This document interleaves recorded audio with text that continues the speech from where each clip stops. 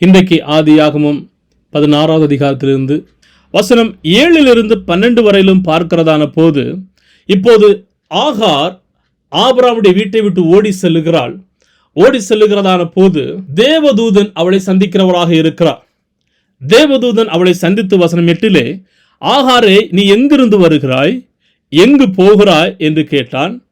அதற்கு ஆகார், என் நாச்சியாராகிய சாராயை விட்டு ஓடி போகிறேன். ஒருவேளை இந்த ஆகார் அவள் கற்பம் தரித்து கொண்டு இருக்கிறாள். ஆனால் தன்னுடைய எஜமாட்டியிடமிருந்து வந்ததான அந்த கடுமையான பாடுகள் இவளை வேதனைக்குள்ளாகி இருக்கிறது. இப்போது வேறு வழி இல்லை, எப்படியாவது ஓடிதான் செல்ல வேண்டும், இவர்களிடத்தில் இருந்தால் இன்னும் பாடு அனுபவிக்கத்தான் கூடும் என்கிறதான ஒரு எண்ணத்திலே இவள் ஓடி சென்றிருக்கலாம்.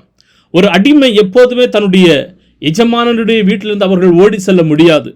அப்படி ஓடி செல்லுகிறார்கள் என்று சொன்னால் அந்த எஜமானர்கள் அவர்கள் என்ன செய்ய வேண்டும் என்றாலும் கண்டுபிடித்தால் என்ன செய்ய வேண்டும் என்றாலும் செய்யலாம். அப்படிப்பட்டதான ஒரு சூழ்நிலை இருக்கிறது. ஆனாலும் இந்த ஆகார் அவள் ஓடி செல்லுகிறாள், வனாந்தரத்தில் போகிறாள்.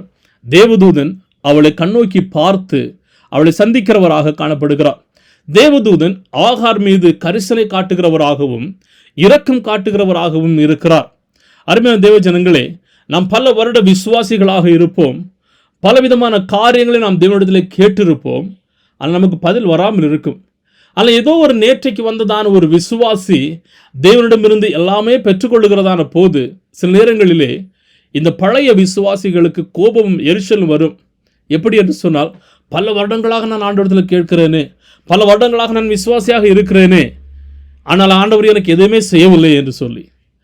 ஆனால் உள்ளுக்குள்ளதான காரியங்கள் தேவனை தீட்டுப்படுத்துகிறதாக இருக்கும் சில நேரங்களிலே. அருமையான தேவ ஜனங்களே, எத்தனை வருடம் நாம் விசுவாசிகளாக இருக்கிறோம் என்கிறது முக்கியமல்ல, ஆனால் எந்த அளவுக்கு நாம் உண்மையோடும் அர்ப்பணிப்போடும் நாம் தேவனுடைய சமூகத்தில் காணப்படுகிறோம் என்கிறது மிகவும் முக்கியம் வாய்ந்தது.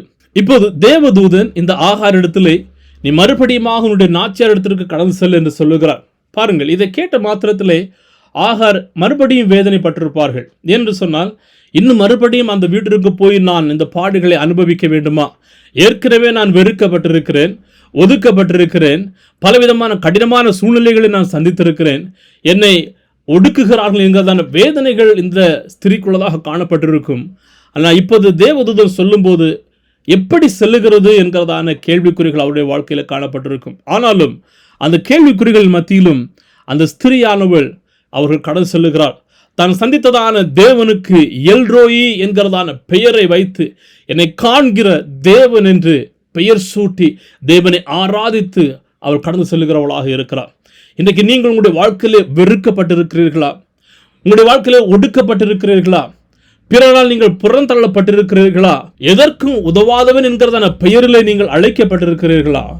ஒன்றை புரிந்து கொள்ளுங்கள், இந்த தேவன் அவர் உங்களை தேடி வருகிறவராக இருக்கிறார். இந்த தேவன் உங்களை சந்திக்கிறவராக இருக்கிறார். வனாந்தரமான சூழ்நிலையில் உங்களிடத்தில் கடந்து வந்து உங்களை சந்தித்து உங்களை ஆறுதல் படுத்துகிற தேவனாக இந்த தேவன் காணப்படுத்துகிறார். ஆகாரின் அழுகையை கண்டதான தேவன் உங்களுடைய கண்ணீரையும் அவர் காண்கிறதற்கு போதுமானவராக இருக்கிறார். கர்த்தருடைய கிருபை உங்களோடு இருந்து உங்களை வழிநடத்தட்டும். ஆமேன், ஆமேன்.